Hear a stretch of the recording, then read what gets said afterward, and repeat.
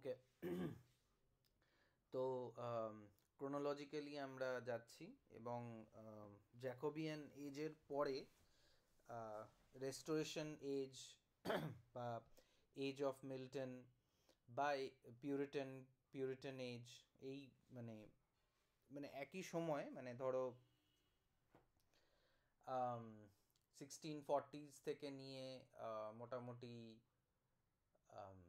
1710, এই মোটামুটি 50 বছর একটা আহ, যে সময়টা, সেই সময়টাকে বিভিন্নভাবে দেখা যেতে পারে। অনেকে 1660 অনওয়ার্ডস যে টাইম পিরিয়ডটা আছে সেটাকে মনে করে যে the neo classical age had already began. তোমাদের যে একদম প্রথমে বোর্ডে একটা লিখিয়ে দিয়েছিলাম, মানে ওই এজগুলো পরপর আর কি। তো সেখানে এলিজাবেথান জ্যাকোবিয়ান এজের পরেই যে এজটা ছিল সেটা হচ্ছে যে নিও ক্লাসিক্যাল এজ। যদিও নিও ক্লাসিক্যাল এজকে অনেকে 1660 অনওয়ার্ডস নিও ক্লাসিক্যাল এজকে মনে করে, কিন্তু এই 1660 আগে বা জ্যাকোবিয়ান এজের শেষ থেকে এই 1660 অবধি একটা সময় আছে, সেটার মধ্যেও কিছু কিছু ঘটনা ঘটে এবং কোনো কোনো বইতে ওটাকে রেস্টোরেশন এজ বলা হয় ওই পিরিয়ডটাকে, কোনো কোনো বইতে এজ অফ মিল্টন বলা হয়। যেমন এডওয়ার্ড অ্যালবার্টের যে বইটা আছে হিস্ট্রি অফ ইংলিশ লিটারেচারের, সেখানে ওই এজটাকে বলা হচ্ছে এজ অফ মিল্টন। আবার কোনো একটা জায়গায় বলা হচ্ছে age of Puritan age, Restoration age. বিভিন্ন জায়গায় বিভিন্ন ধরনের ইয়েটা বলে, নাম আছে আর কি। তো let's start from one of the things that happened. তো জ্যাকোবিয়ান এজ এর শেষের দিকে আর কি, মানে 1640s এর থেকে আর কি, একটা জিনিস যেটা শুরু হয় ইংল্যান্ডে 1642 টু বি প্রেসাইজ। 1642-তে একটা ইম্পর্ট্যান্ট ঘটনা ঘটে ইংল্যান্ডে, সেটা হচ্ছে the civil war between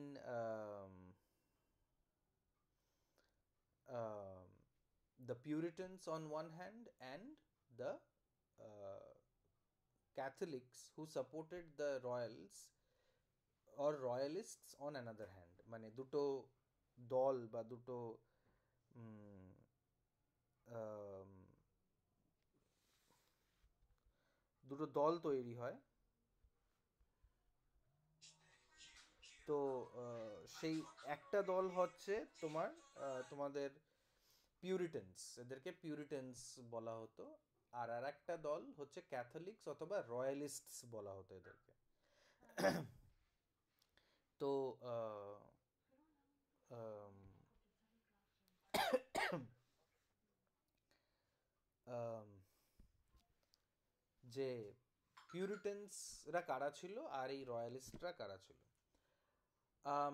Puritans were a group of religious zealots. They were fundamentalists, kind of, who wanted some kind of reform, some reforms in the uh, church.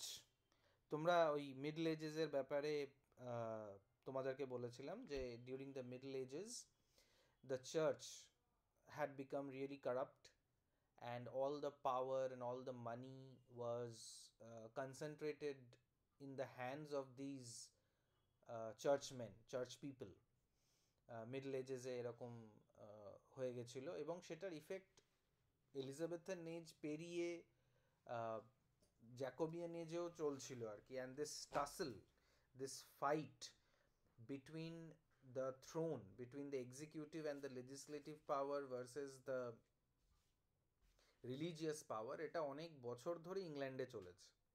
যাই হোক, সেটারই একটা ফলাফল বা সেটার মধ্যেই একটা পয়েন্ট হচ্ছে পিউরিটানসদের একটা দল, যারা খ্রিশ্চানই ছিল, কিন্তু খ্রিশ্চানিটির মধ্যে যে আড়ম্বরগুলো ক্যাথলিক্সরা তৈরি করে ফেলেছিল, মানে the dominant format of or the dominant group of Christian um,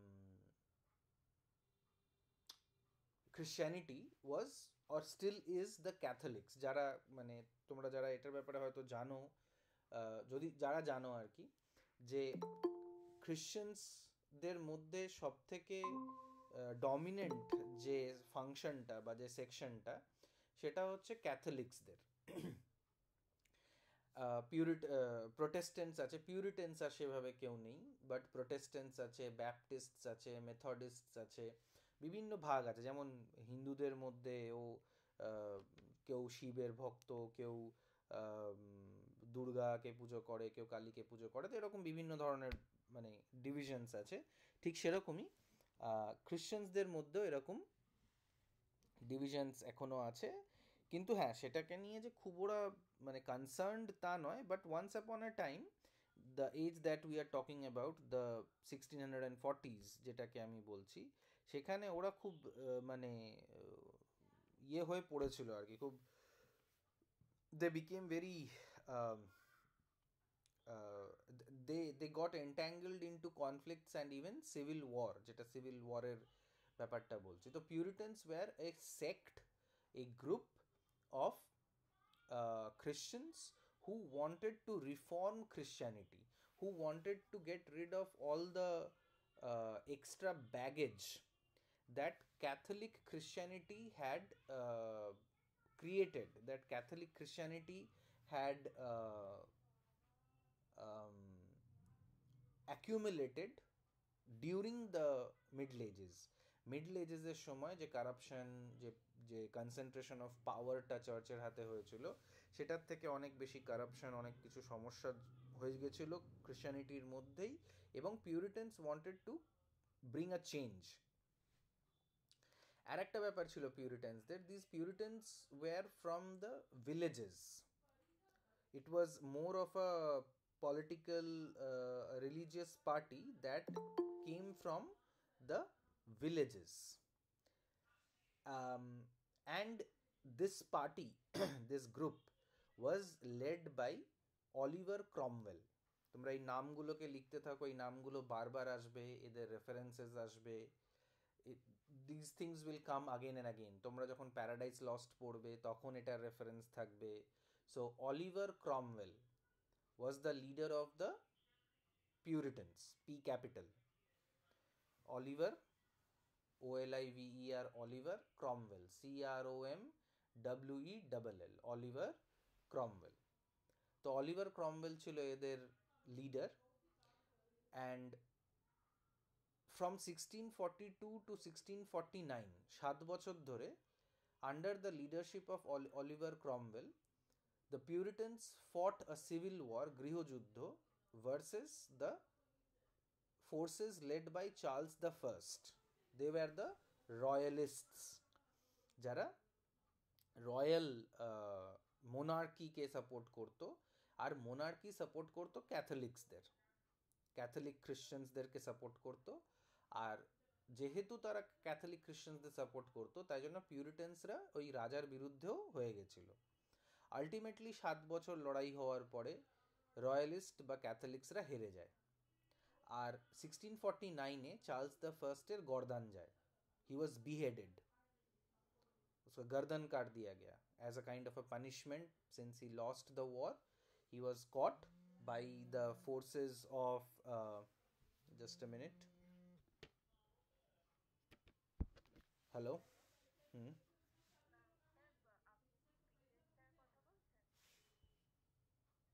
হ্যাঁ বলছি।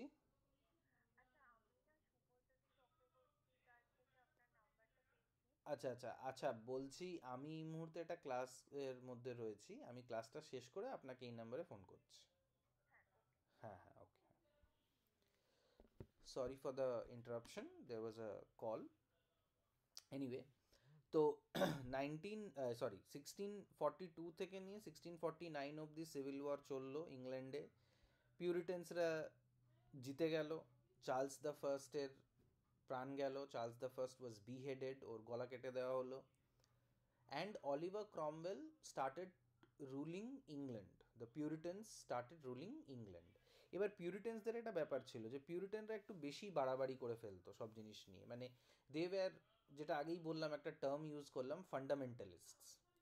ফান্ডামেন্টালিস্টস বলতে যেমন তালিবানদের মতন একটা গোষ্ঠী ছিল, not terrorists as such, or I mean the present Taliban is not really considered to be terrorist and an anti India thing, but ওরা খুব স্ট্রিক্ট ছিল। মানে ওরা এরকম বলতো যে পুজো করা ছাড়া বা পড়াশোনা করা ছাড়া বা যে যা কাজ করে সেই কাজ করা ছাড়া কোনো ধরনের কোনো এন্টারটেনমেন্ট করা যাবে না। মানে এমন ওদের ব্যাপার ছিল যে মানে বিভিন্ন রঙের জামা কাপড়ও পরা যাবে না, সব কিছুতে পবিত্রতা থাকতে হবে। বাচ্চাদেরকে এমনকি খেলনাও নাকি দেওয়া হতো না, কারণ বাচ্চারা যদি খেলনা নিয়ে খেলতে থাকে তাহলে ওদের যে মেন কাজটা পড়াশোনা সেটা করতে পারবে না, এবং তারা মানে পড়াশোনা করার পরে যে কাজটা তাদের থাকবে সেটা হচ্ছে যে হ্যাঁ কিছু ফিজিক্যাল খেলা খেলতে পারে, ফুটবল বা দৌড়াদৌড়ি করা, but like wasting time by playing with small toys was considered to be a sin, considered to be bad for the society by the Puritans. মানে মেয়েরা বা ছেলেরা স্টাইল করতে পারবে না, রং বেরঙের জামা পরতে পারবে না, এরকম ধরনের অনেক রকমের বিধিনিষেধ তৈরি করেছিল এই পিউরিটেন্সরা। So soon after the death of Oliver Cromwell in 1659, মানে 1649 থেকে 1658 অবধি, অ্যাকচুয়ালি 1658 অবধি যতদিন অলিভার ক্রমওয়েল বেঁচে ছিল ততদিন চলেছিল ইংল্যান্ডে protectorship with a capital P, protectorship, and it was known as the commonwealth. মানে অলিভার ক্রমওয়েল নিজেকে কোনোদিনও রাজা বলেনি, কিন্তু সে রাজার মতনই রাজত্ব করছিল। তারপরে তার ছেলে, অলিভার ক্রমওয়েলের ছেলে, সে থ্রোনে আসলো, সে রাজত্ব করার চেষ্টা করলো, but he could hardly rule for a single year when in 1660 Charles II, that is the son of Charles I, who was in exile in France, was called back to England. যাকে মানে Charles the ফার্স্টকে তো মেরে ফেলা হয়েছিল, Charles the second তখন পালিয়ে যায় ইংল্যান্ডে, আর ইংল্যান্ড থেকে 1660-তে তাকে ডেকে আনা হলো, তাকে আবার তার রাজ্য ফেরত দেওয়া হলো, ইংল্যান্ডের থ্রোনে আবার তাকে বসানো হলো। And it is from this 1660 that the age of restoration started, or it was from the 1660 that the neoclassical age started. দুটোই হতে পারে, মানে একদিকে এটাকে বলা যেতে পারে যে নিওক্লাসিক্যাল এজ স্টার্টেড, আবার আর একদিকে এটাও বলা যেতে পারে যে for a short time, short ওয়াইলের জন্য একটা এজ আসে, সেই এজটার নাম হচ্ছে এজ অফ রেস্টোরেশন বা এজ অফ মিল্টন, বা দ্য পিউরিটান এজটা তো আগেই ছিল ওই 10 বছরের জন্য। But Milton himself was a supporter of the Puritans, আর তাই জন্য ওর যে লেখার যে সময়টা সেটাকে আবার এজ অফ পিউরিটান বা পিউরিটানিক এজও এরকম বলা হয় আর কি, ঠিক আছে? So these things have to be kept in mind, and we all know that John Milton was the writer of the Paradise Lost, the epic Paradise Lost, সেটা ব্যাপারে পরে আসছি। বাট প্রথমে হচ্ছে রেস্টোরেশন। তাহলে কিসের রেস্টোরেশন হলো? রেস্টোরেশন হওয়া মানে হচ্ছে যে জিনিসটা যেমন ছিল তেমন হয়ে যাওয়া, রেস্টোর করা, যেমন আমরা ডেটা রেস্টোর করি ওরকম আর কি। তো রাজা আবার monarchy, the restoration of monarchy. So there were two kinds of restorations, মানে যে রেস্টোরেশন এজ যেটাকে বলা হচ্ছে, there were two types of restoration. One was the restoration of monarchy. Monarchy was restored. Monarchy means the rule by the king. That was restored. Okay. Another thing that was restored was, যেটা আমি তোমাদের পিউরিটানদের ব্যাপারে বলতে গিয়ে বলছিলাম, যে কোনো ধরনের এন্টারটেনমেন্ট সোসাইটিতে করা চলবে না। এটা পিউরিটানসদের দাবি ছিল যে শুধু পড়াশোনা, শুধু কাজ, যে চাষবাস করছে বা যে পড়াচ্ছে টিচার বা যে ডাক্তার, তারা শুধু ওইটুকু কাজই করবে। কোনো ধরনের এন্টারটেনমেন্টের জন্য কোনো সময় নেই। যে ফ্রি টাইমটা পাওয়া যাবে সেই ফ্রি টাইমে ভগবানকে ডাকতে হবে, ভগবানের পুজো করতে হবে। তো theatre of course was a West of time according to Oliver Cromwell. Theatre মানে মুভি, আমরা এখন যেমন যাই সিনেমা হলে, তো থিয়েটার সেই সময়কার সময় ছিল, মানে of course after Shakespeare and all that the theatres have developed a lot. তো বললো, অলিভার ক্রমওয়েল বললো যে না, এই থিয়েটারগুলোতে গিয়ে মানুষের মাথা খারাপ হয়ে যাচ্ছে, people are learning bad things, immoral things are happening, because ওখানে ভালোবাসা দেখানো হচ্ছে বা সেক্সুয়াল রিলেশনশিপস দেখানো হচ্ছে, এক্সট্রা ম্যারিটাল অ্যাফেয়ার দেখানো হচ্ছে। তো এইসব দেখলে সোসাইটির ইয়াং ইউথ যারা আছে তাদের মাথাটা খারাপ হয়ে যাবে। যেমন এখন ওয়েব সিরিজ নিয়ে বলে যে ওয়েব সিরিজে অনেক বেশি ভায়োলেন্স দেখানো হয়, ওয়েব সিরিজে অনেক বেশি সেক্সুয়ালিটি দেখানো হয়, তাই জন্য সব দেখলে তোমাদের বা আমাদের মতন লোকেদেরও ব্যাড ইমপ্রেশনস হবে, আমরা খারাপ জিনিস শিখবো, and society will go to hell. That is why Oliver Cromwell decided to close all the theaters. So from 1649 to 1660, all the theaters in England were banned, were closed. But after the restoration of monarchy, that is, when Charles the First came to the throne, the first thing that he did was to reopen all the theaters.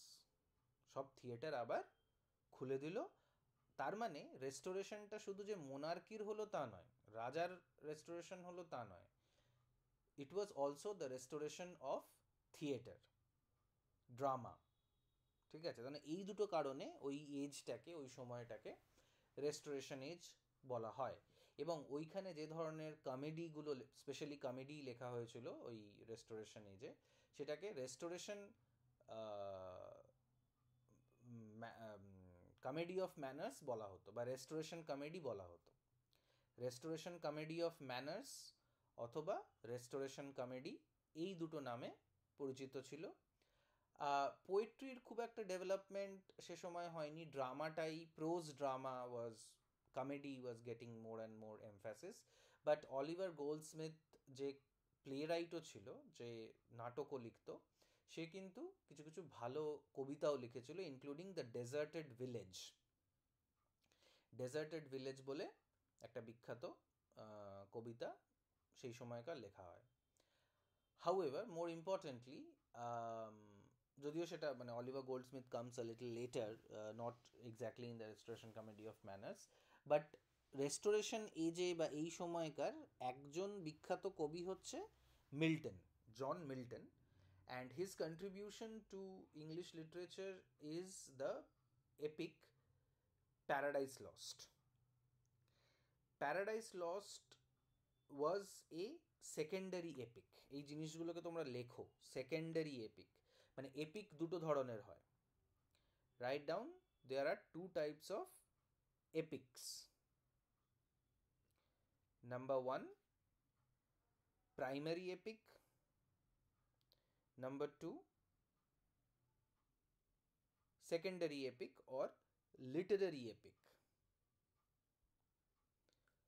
Primary epic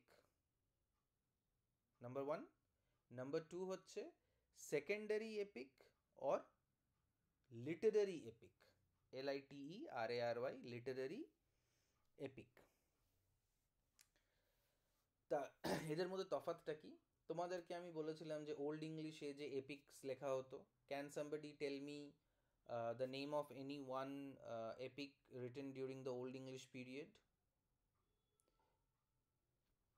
Unmute yourself and tell if anybody wants to say anything.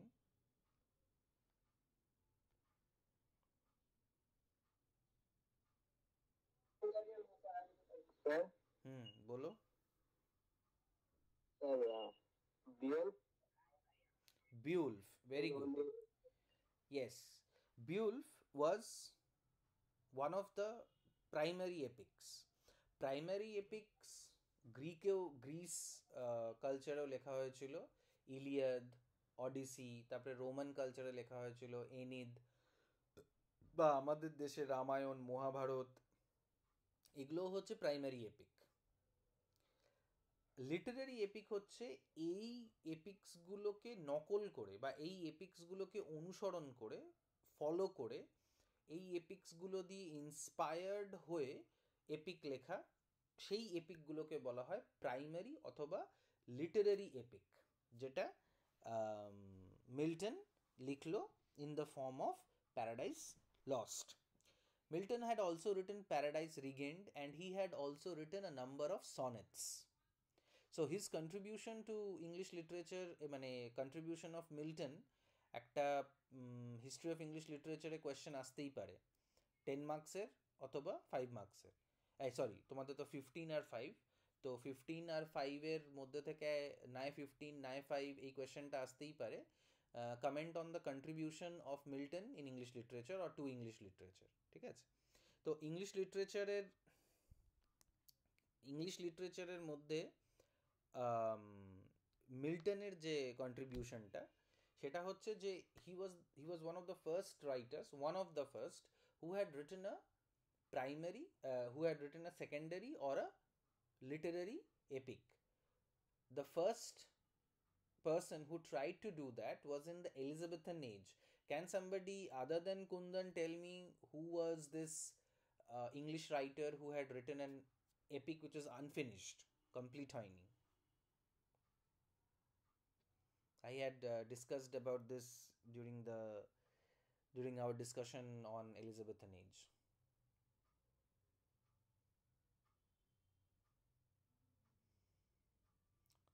Anushya, do you remember? Have you taken notes?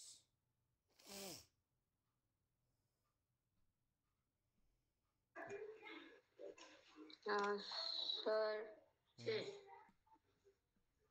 Yes. So unfinished was it was epic Chaucer. It's like one of Chaucer's book. No, Chaucer did not write an epic, and the epic was written during the Elizabethan period. He was also a sonneteer. The person who had written the epic was also a sonneteer. Anyone else? You can see your notes if you want to. Kundan can also try. Sir, Edmund Spenser. Very good. Edmund Spenser, and the name of the epic was? Fairy Queen. Fairy Queen. Very good. So, but his epic was incomplete. Paradise Lost by Milton was a complete epic of 12 books, around 12,000 lines. Okay, 12,000 line মতন, মানে 12টা বই দেখতে গেলে 12,000 plus lines আর কি। So it was the first epic that was written in the modern English language, মানে Elizabethan English is a little different than the modern English language. Milton এই কবিতাটাকে লিখে, এই এপিকটাকে লিখে পুরো ইংলিশ লিটারেচারের মানটা বাড়িয়ে দিয়েছিল। যেমন চসার ইংলিশে কবিতা লিখে ইংলিশের মান বাড়ালো, তেমনি মিল্টন ইংলিশ ল্যাঙ্গুয়েজের মান বাড়িয়েছিল হচ্ছে Chaucer by writing in English language and not writing in Italian or French or Latin. Similarly, though Milton knew Latin and Greek, he chose to write the epic in English language. And if Chaucer had created a standard for writing for English language, it was Milton who created another standard for English literature. English লিটারেচারের মানটা অনেক বাড়িয়ে দিল, কারণ শুরুর থেকে English literature in comparison to French literature was considered to be poor, but Milton changed that. Okay, so that's a great contribution of Milton. Milton also wrote a poetic play, a lyrical drama called Samson Agonistes. তো সেটা ওর একটা contribution আর কি। মিল্টনের আরও অনেক contribution আছে in regarding language and all that, but we will discuss it when the time comes. So besides Milton, there was yet another writer known as John Dryden, যে এই পিরিয়ডে লিখছে, মানে এই 1640s থেকে নিয়ে 1680s এর মধ্যে আর একজন রাইটার লিখছে, তার নাম হচ্ছে John Dryden. Now, John Dryden's contribution is that he was a great satirical writer and he wrote great satirical poems, including Absalom and Achitophel. এই নামটা লিখে রাখো, Absalom, ABSOLAM, Absalom, ABSOLAM, Absalom, and Achitophel, ACHITOPHEL, Achitophel, PHEL, Achitophel, Absalom and Achitophel. He also wrote essays in criticism. এটা একটা মানে criticism এর poem, মানে পোয়েমটা এমনভাবেই লেখা যেটা ফরম্যাটটা পোয়েমের, কিন্তু ম্যাটারটা হচ্ছে ক্রিটিসিজম, যে ক্রিটিসিজম কিভাবে করতে হয়, লিটারেচারে ক্রিটিসিজম কি জিনিস ইত্যাদি, এইসব এগুলো সব মানে উনি লিখেছিলেন আর কি। He also translated Virgil's Aeneid. আমি এক্ষুনি একটা নাম নিলাম, যে একটা এপিকের নাম নিলাম যেটা রোমান পিরিয়ডে লেখা হয়েছিল, সেটার নাম হচ্ছে এনিদ, AENID, and it was originally composed by Virgil and it was translated into English by Dryden, ঠিক আছে। উনি প্লে রাইটও ছিলেন, অল ফর লাভ বলে একটা প্লে লিখেছেন, যেটা অ্যাকচুয়ালি অ্যান্টনি অ্যান্ড ক্লিওপ্যাট্রার ওপর বেস করা, মানে Antony and Cleopatra written by Shakespeare, তার ওপরে বেস করা একটা প্লে উনি লিখেছেন। So and it was he who had introduced or who was using this heroic couplet to a great in a great way, মানে ওনার স্টাইলটাই ছিল হচ্ছে এই পোয়েটিক কাপলেটের মাঝে, মানে পোয়েটিক কাপলেটের মাধ্যমে কবিতাগুলো লেখা, স্যাটায়ারটা যেমন অ্যাবসালম অ্যান্ড অ্যাচিটোফেল, মানে পুরোটাই দুটো দুটো রাইমিং লাইন করে লেখা, ঠিক আছে। And his genre, his favorite genre, the genre in which he used to write was satire. So these were a few things that happened during this period from 1640s to 1700s, মানে এই জিনিসগুলো ঘটতে লাগলো আর কি। এই 1700 onwards properly বলা যেতে পারে the neoclassical age started. The onset of the neoclassical age began in the early 1700s, মানে 18th century বলে এটাকে, 18th century থেকে মোটামুটি 100 বছরের জন্য till 1790s neoclassical age continued, which I will continue in the next class, which I think will be, I don't know, offline or online, maybe online, কারণ চেষ্টা করব শনিবার আর একটা ক্লাস নেওয়ার। Okay, if you have any questions, you may ask now. If you don't, you may leave the